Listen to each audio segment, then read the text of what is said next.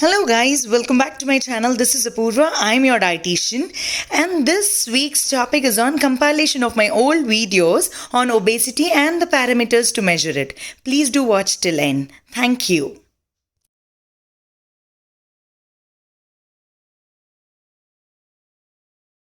Hi guys, this is Apurva here. I am your dietitian and today I have come up with another topic that is on obesity. Foods doesn't make you fat, but the amount of food what you take in does make you fat. And yes, today's topic is about the fat, which is the general term used, or the obesity. I am Apurva. I am a dietitian by profession with MSc Masters in Nutrition with 9 years of total experience, where 5 years of experience in slimming industry and 4 years of experience in online diet counseling. Why late? Let's get into the topic and discuss about the obesity. Obesity is the most common and often underestimated problem in all the countries. And obesity is usually defined as the excessive amount of fat accumulation in the adipose tissue, which usually impairs your health. The amount of fat or the distribution of fat is usually in the abdominal areas like trunk and waist, and it is referred to as abdominal obesity.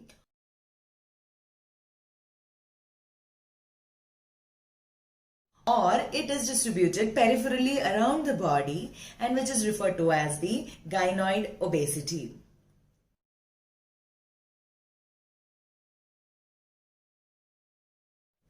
The risk involved with the abdominal obesity is more when compared to the gynoid or the peripheral obesity. As per the recent studies, it is observed that the obesity usually increases along with the age. It is an age standardized one where the prevalence is almost around 13.6%. And as the age increases, the obesity increases and it reaches to the peaks of, the increases till the peaks of 55 to 65 years also. And the studies also say that the high class residents are mostly into obesity section when compared to the suburbs or the rural areas. The globally epidemic of obesity is usually due to the societal factors because they usually encourage sedentary kind of lifestyle, high fatty food consumption and energy dense diets.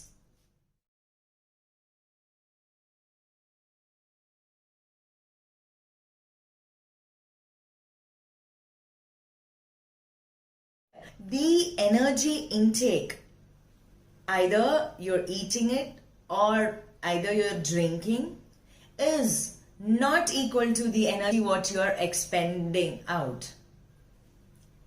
That's how you start gaining the fat in your body, and that's how it slowly results to obesity. Now, usually the obesity is mostly found in even childhood. I have even discussed about the childhood obesity in my previous topics, in my previous videos. And the obesity in children is results in the obesity in adults too. The kids whoever are obese are most likely to be obese in adulthood also when compared to their counterparts. So that is the right age where you have to stop prevailing the obesity in your kids, so that doesn't result in obesity in adulthood. So what are the parameters which is used to define that a person is obese? There are many factors.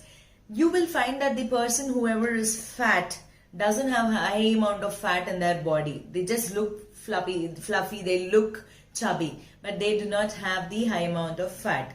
So what are the reasons or what are the parameters which can be used to make sure we can categorize people under the obesity section? Let's discuss about this in my next video. Till then, today's video is about the different parameters that are used to determine the person's degree of obesity. From the calipers to CAT scans, there are many methods which are used to determine the person's degree of obesity. But what is the accurate method that should be used to determine whether the body is fat or fit? Let's discuss about this in this video.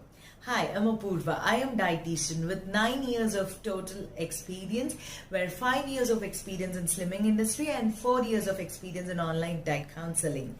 So let's start up with the topic.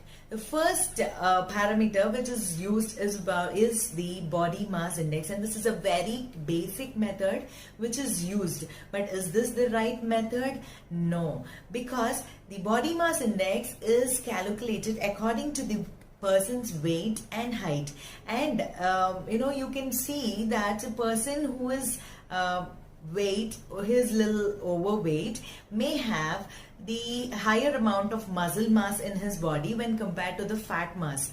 Muscle mass is obviously more when compared to the fat. So that's how you would not be able to distinguish between the person's body mass or the muscle mass with the body mass index. So this is not the accurate method, what I feel. And this was developed by Quetelet around nearly 200 years ago. That was, it is just a mathematical calculation to determine, but this is not an accurate. According to the body mass index, this can be used as a base to determine person's obesity, and further the other tests or the other parameters has to be used for the further assessment.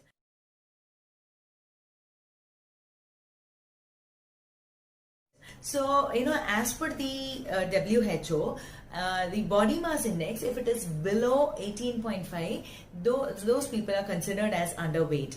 18.5 to 24.9, they are considered as normal weight. 25 to 29.9, they are considered as overweight.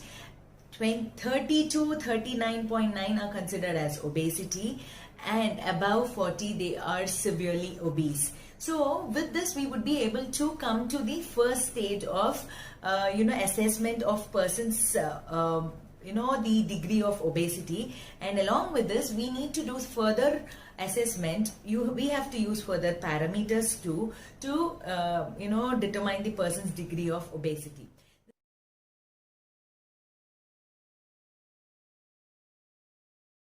The second parameter that is used is the waist circumference. The waist circumference is nothing but the accumulation of body fat around the abdominal area. So we are going to measure the fat around the abdominal area, because this is the abdominal area fat is more dangerous when compared to the gynoid obesity, because the abdominal obesity is linked with the risk of the cardiovascular disease. So we have to analyze or measure the waist circumference below the rib bone and above the hip bone. Between the rib bone and the hip bone, we'll have the tummy belly button. We have to measure there, and person has to inhale and exhale and have to be calm, and we would be able to analyze if the cutoff for the waist circumference is 90 centimeters in men and 80 centimeters in women. But if the waist circumference is 1 or 2 centimeters in men and 88 centimeters in women, those people are under a high risk for the cardiovascular disease.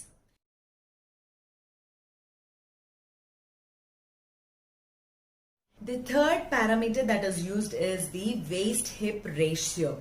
The narrowest portion of the waist and the widest portion of the hip is considered in this parameter, where the waist circumference is divided with the hip circumference, and the output, the cutoff for males is 0.88, whereas women's cutoff circumference is 0.80. So when we take the ratio, if they are under this, they are safe and they do not have any kind of risk for the morbidity or for different kind of metabolic disorders.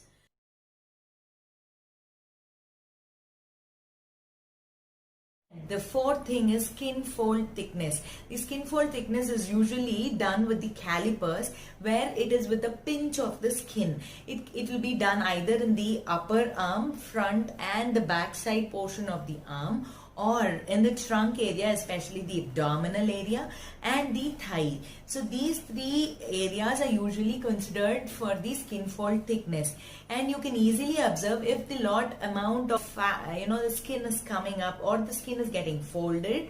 That means the person is having the high amount of fat in the particular area. So this also will be able to determine the person's degree of obesity.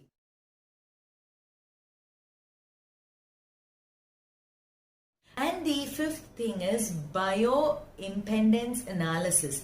In this type of thing, this is the most accurate and easily available and easily movable one, and this is used in many of the weight loss clinics and different near different dietitian clinics, because this will be able to in this kind of the machinery, the safe electric current is passed through the body, and you would be able to get the all different kinds of analysis in this according to the different calculations or the formulas too.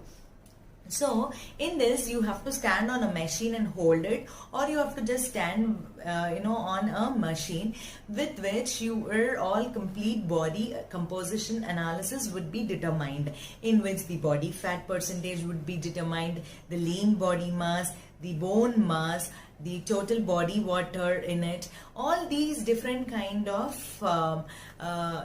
the different kind of analysis or the measurements will be done in this kind of parameter, and this is the most accurate one for a general or normal weight loss clinics or near the every dietitian.